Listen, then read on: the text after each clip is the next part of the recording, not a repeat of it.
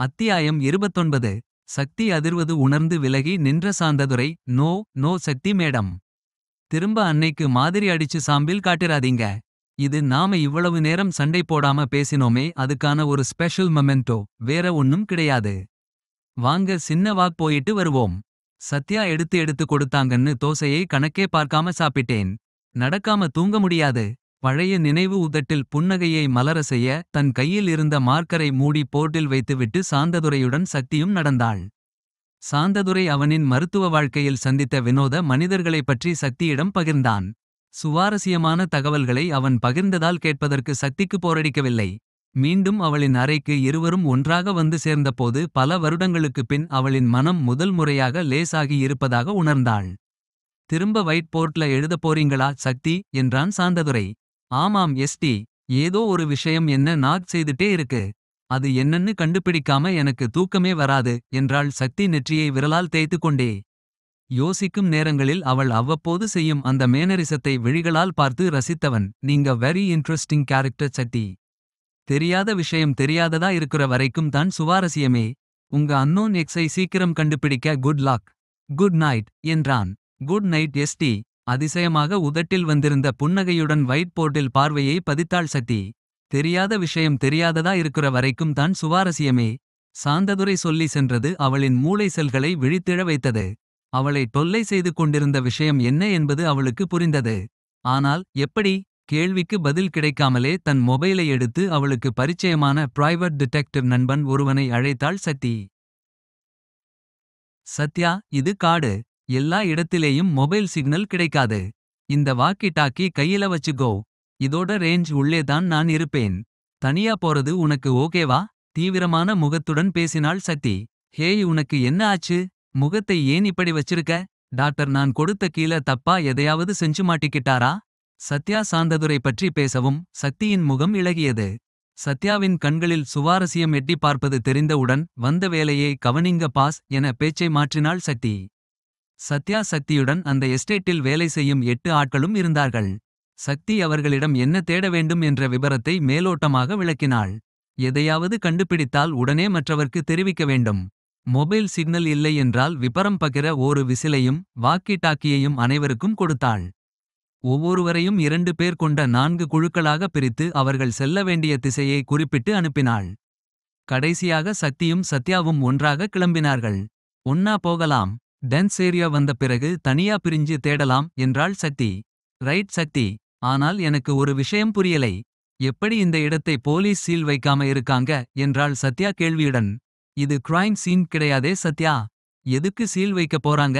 அப்போ நாம ஏன் அந்த திருவிழா பக்கத்துல இருக்க காட்டுல தேடாம இங்கே தேடுறோம்? இங்கே தேடப் போறோம்னு தானே நம்ம சந்தேக லிஸ்ட்ல இருக்கிறவங்க எல்லோர் கிட்டேயும் சொன்னோம். அதான் தேடுறோம். தேடி பார்த்து எதுவும் கிடைக்கலைனா என்ன செய்யறது? அப்படி எதுவும் கிடைக்கலைனா நாம கிரிமினல்ஸ சரியா ட்ரிகர் செய்யலைன்னு அர்த்தம். அப்போ இந்த பெரிய பங்களால இருக்கவங்கள யாரோ ஒருத்தங்க தான் கல்பிரிட்னு நீ கட்டாயம் நம்புறியா? ஆமாம். சாட்சி தான் இல்லை. ஹேய், சாட்சி மட்டும் தான் இல்லையா? அப்போ எதையோ கண்டுபிடிச்சிட்டியா? அதான் இன்னைக்கு சீரியஸா இருந்தியா? என்ன கண்டுபிடிச்ச? இப்போ வேண்டாம் சத்யா. சாட்சி கிடைச்சப்புறம் சொல்றேன். இந்த விபரம் தெரிஞ்சுக்கிறது உனக்கு ஆபத்தா கூட போய் முடியலாம். சக்தி, இது அநியாயம். நான் எதையாவது உன் கிட்ட சொல்லாம இருந்திருக்கேனா? அப்படி சொல்லாம இருக்க முதல்ல எதையாவது கண்டுபிடிக்கணும். போ, நீ அந்த சைட் போ. நான் இங்கே தனியா போறேன். நானே கண்டுபிடிக்கிறேன். சத்யா, நான் விளையாட்டுக்கு சொன்னேன். எப்படியும் தனியா போறதா தான் பிளான் வச்சிருந்தோம். நீ அப்படி போ. நான் இங்கே போறேன். சத்யா, போ சக்தி. சத்யா சக்தியின் எதிர்த்திசையில் நடந்தாள். எந்த இலக்குமில்லாமல் நடந்தாள். சக்தி 5 நிமிடத்திற்கு ஒருமுறை சத்யாவிற்கு மெசேஜ் அனுப்பி விசாரித்தாள்.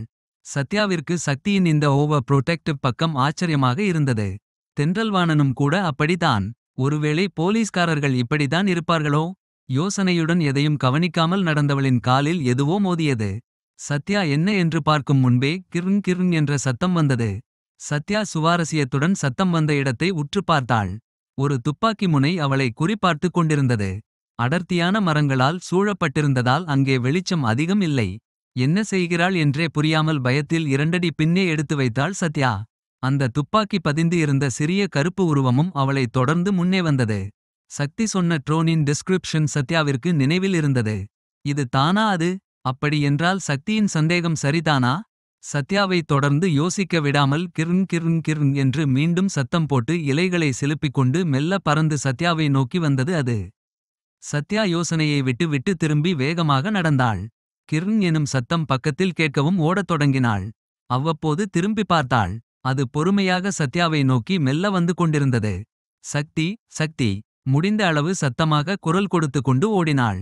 டென்ஷனில் சக்தி கொடுத்த வாக்கி டாக்கி விசில் எதுவும் அவளுக்கு நினைவில் வரவில்லை. அடர்த்தியான காட்டில் எங்கே இருக்கிறாள் எங்கே போகிறாள் என்றே தெரியாமல் ஓடினாள். அந்த ரோபோவும் அவளை விடாமல் துரத்திக் கொண்டே இருந்தது. நிமிடங்கள் செல்ல செல்ல சத்யாவிற்கு அயர்வாக இருந்தது. இன்னும் எவ்வளவு நேரம் இப்படி கண்மண் தெரியாமல் ஓட முடியும் என்று தெரியவில்லை. திடீரென பக்கத்தில் சத்யா என்றழைத்த சக்தியின் குரல் கேட்டது. இருந்த கொஞ்ச நஞ்ச எனர்ஜியை பயன்படுத்தி சக்தி என்று சத்தமாக அழைத்தாள் சத்யா. அதற்கு முன்பே சக்தி அங்கே வந்திருந்தாள். சத்யா சோர்ந்திருந்த கையை நீட்டி ட்ரோன் இருந்த பக்கத்தை காட்டினாள். சக்தி கையோடு கொண்டு வந்திருந்த மல்டி ஃப்ரீக்வன்சி ஜாமரை எடுக்க முயற்சி செய்தாள்.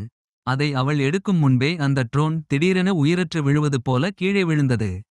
என்னை அவ்வளவு நேரம் கண்ணு மண்ணு தெரியாம துரத்திட்டு வந்துச்சு. உன்னை பார்த்த உடனே விழுந்து செத்துப் போயிடுச்சு. சத்யா மூச்சு வாங்க கேள்வி கேட்டாள். சக்தி அசைவில்லாமல் இருந்த இயந்திரத்தின் பக்கத்தில் மெதுவாக சென்று கவனித்தாள். அதனிடம் எந்த அசைவும் இல்லை. ஃபேஸ் ரெகக்னிஷன் இருக்கலாம் சத்யா. என்னை அடையாளம் கண்டுபிடிச்ச உடனே அதை டிசேபிள் செய்யற மாதிரி செட் செய்திருப்பாங்க. ஹம்மாடியோ நல்லா ஓட வச்சிருச்சு. சத்யா அலுத்து கொண்டாள். ஒரு 4 கிலோ கம்மி ஆயிருப்ப போலருக்கு. இன்ஸ்பெக்டர் சந்தோஷப்பட போறார். சக்தி சொல்லி முடிக்கும் முன்பே சத்யா பாஸிடமிருந்து இடியாக ஒரு அடி அவளுக்கு விழுந்தது.